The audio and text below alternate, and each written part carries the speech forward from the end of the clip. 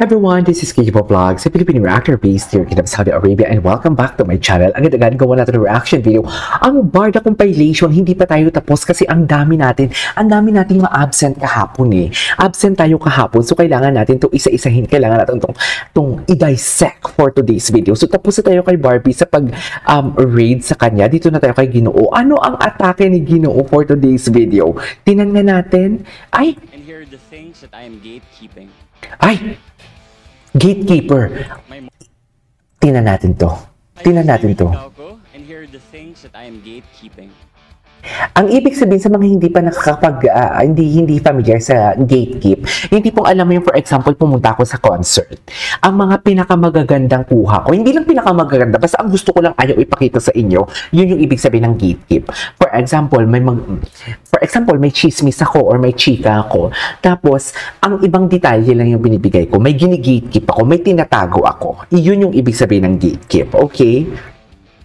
My mornings are sacred. I live by the saying, how you My start morning your is day sacred. how you live your day. So if I wanna be productive during the day, Totoo and be able ba? to reach my goals, like I really have to do my morning routine before anything else. Second would be Sobra Cafe. Kasi Sobra Cafe. super good there. It's my favorite restaurant. It's Ang gwapo ni David. and Opus Mall in Quezon City. Third would be So araw-araw yan sila?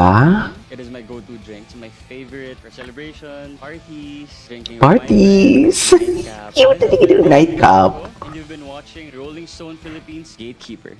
Gatekeeper. May interview pa ba siya ulit?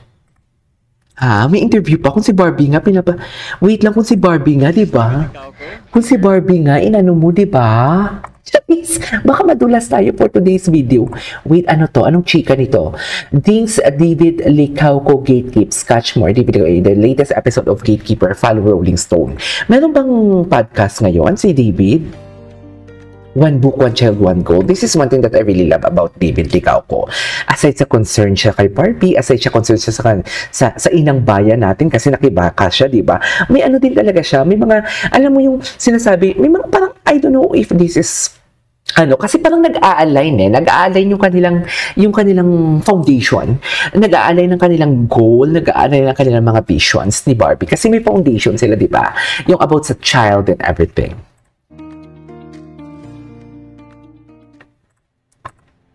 Okay, what's next? Yes, baby girl. Ladies and gentlemen, David Licauco, Barbie, sa'yo lahat yan? Ano yung bagong chismis natin for today's video?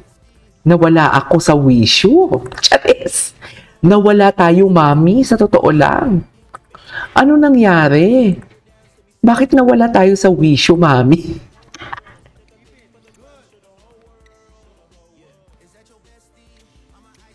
Okay.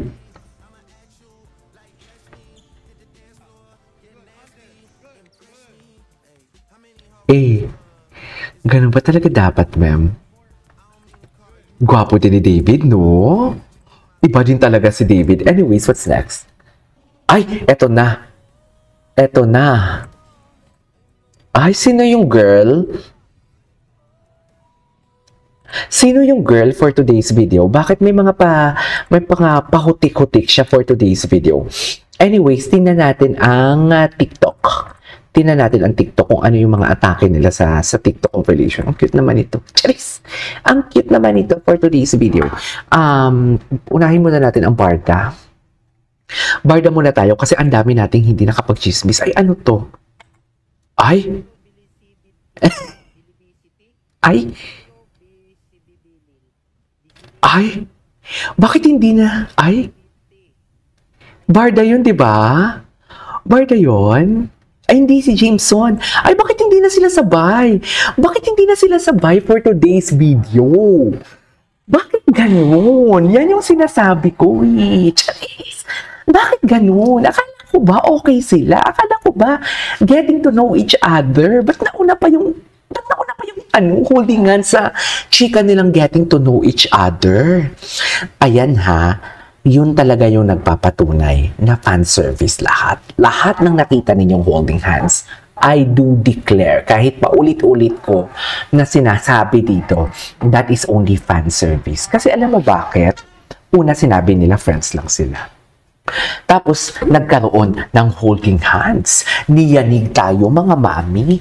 Holding hands sa gila, lahat. Oh, pati private, pati movie date nila na sinasabi ng mga Barson. Best in holding hands sila. Tapos, event, pinakilala sa parents kasi namanhikan daw. Tapos, sa latest interview, getting to know each other. Can you imagine that? Okay sana kung friends, tapos, next interview, getting to know each other. Tapos, mga pa-holding hands na. Halata din naman talaga na minadali ang pag-holding hands doon sa gala.